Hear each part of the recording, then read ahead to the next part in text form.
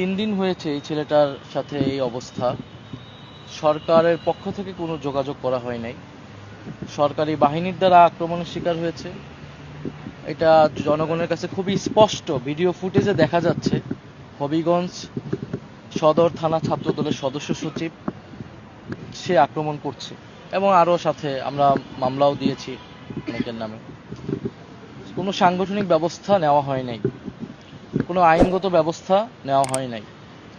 অর্থাৎ সরকার একটা বার্তা দিল যে এই সরকারের যারা পৃষ্ঠপোষকতায় আছে সন্ত্রাসী বাহিনী, ছাত্রদল যুবদলের নামে, তারা চাইলে যে কাউকে দিনে দুপুরে আক্রমণ করতে পারে, মেরে ফেলতে পারে, চোখ উপড়িয়ে নিতে পারে এবং তার কোনো বিচার এই দেশে হয় না।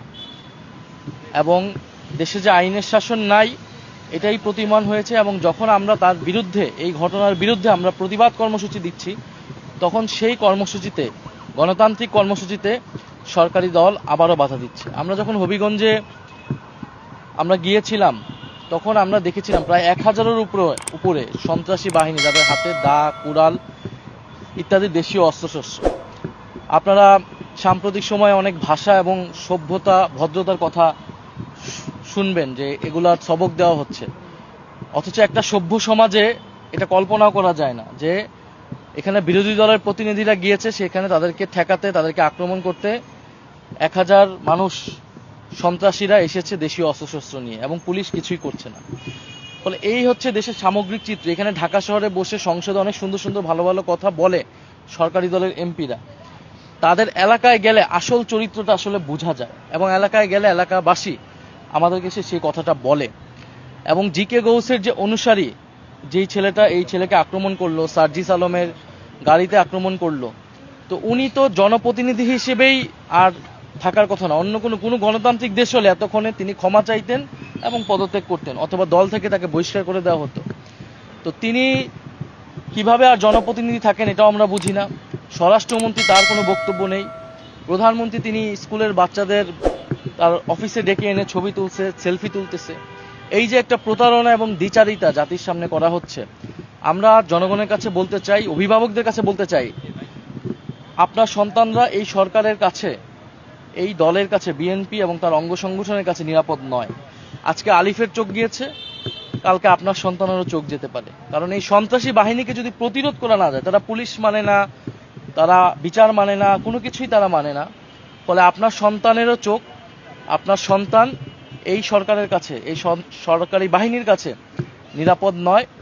এবং সারা দেশের যে আইন শৃঙ্খলার অবনতি, এটা শুধু সিলেট নয়, সারা বাংলাদেশে কুড়িগ্রাম সহ আমাদের আজকে সাভারেও, আজকে কেরানীগঞ্জে বাধা দিচ্ছে আমাদের কর্মসূচিতে।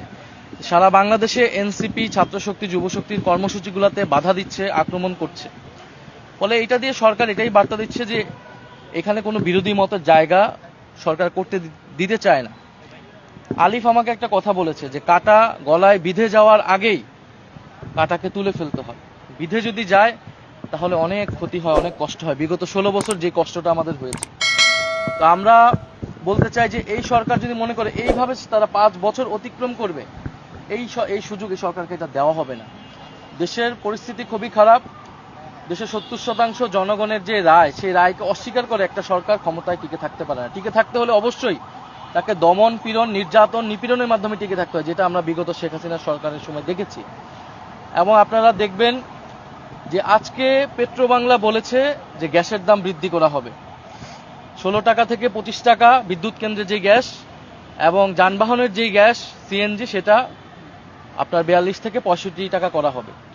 এই সরকার মাত্র 5 মাসে, বলে না যে 5 মাসের সরকার, 5 মাসে এসে দফায় দফায় তারা জ্বালানির দাম বৃদ্ধি করেছে, সিলিন্ডার গ্যাসের দাম বৃদ্ধি করেছে, বিদ্যুতের দাম বৃদ্ধি করেছে, এখন গ্যাসের দাম বৃদ্ধি করছে এবং কয়েকদিন পরে আবাসিক এলাকায় যে গ্যাস, সেটার দামও বৃদ্ধি করবে।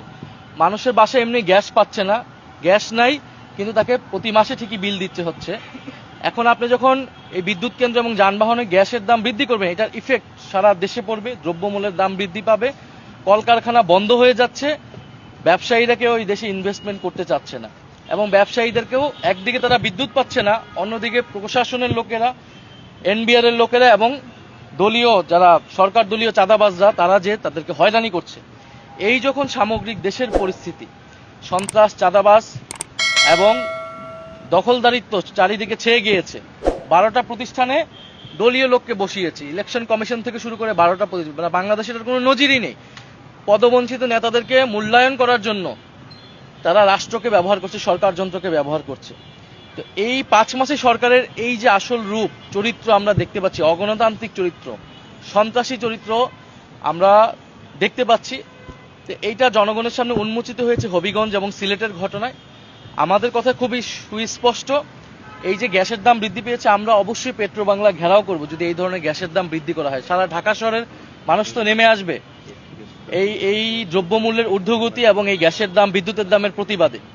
এবং সরকার যদি মনে করে যে তারা এইভাবে দেশ পরিচালনা করবে, এটা সম্ভব না। প্রধানমন্ত্রী তারেক রহমান দেশ চালাতে অলরেডি ব্যর্থ হয়েছে, দল চালাতে অলরেডি ব্যর্থ হয়েছে। তৃণমূলের নেতাকর্মী যারা নিজে নিয়ন্ত্রণ করতে পারে না, নিজের দল যে পরিচালনা করতে পারে না, তার পক্ষে এই 18 কোটি মানুষের দেশ পরিচালনা সম্ভব না।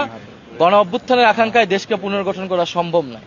ফলে আমরা যেটা দেখতে পাচ্ছি, সরকার খুবই শীঘ্রই জনগণের প্রবল প্রতিরোধের সম্মুখে পড়তে যাচ্ছে। এবং আমরা মনে করি যদি বিরোধী দলের সাথে এই ধরনের আচরণ করা হয়, শুধু এনসিপি না, আপনি 11 দলের জোট, আমাদের যারা জোট সঙ্গী রয়েছে, জামাত সহ প্রত্যেকটা দলেই কিন্তু এরকম নির্যাতন, নিপীড়নের শিকার হচ্ছে। ফলে আমরা বলবো যে সরকার এই যে কিশোর আলিফ, অবশ্যই তার ক্ষতিপূরণের জন্য সরকার এখন কিছুই বলে নাই। সরকার থেকে আমরা আসলে আর প্রত্যাশাও করি না, বিচারও প্রত্যাশা করি না, ক্ষতিপূরণও প্রত্যাশা করি না। সরকার আলিফের সাথে নাই, এদেশের কিশোর তরুণদের সাথে নাই, তাদের চোখ উপড়ে ফেলাই এই সরকার বাহিনীর কাজ। কিন্তু আমরা মনে করি সারা বাংলাদেশের জনগণ, গণ অভ্যুত্থানের জনগণ কিশোর আলিফের সাথে আছে। এবং আমাদের এই যে বিরোধী দল যে আন্দোলন, সেই আন্দোলনের সাথে আছে। আমরা আপনাদের উদ্দেশ্যে এটাই, জনগণকে এই বার্তাটাই দিতে যাচ্ছি যে জনগণ যাতে প্রস্তুত হয়। আমরা এই সরকারের এই ধরনের সন্ত্রাসী এবং দমনপীড়ন আচরণ কোনোভাবেই মেনে নেব না।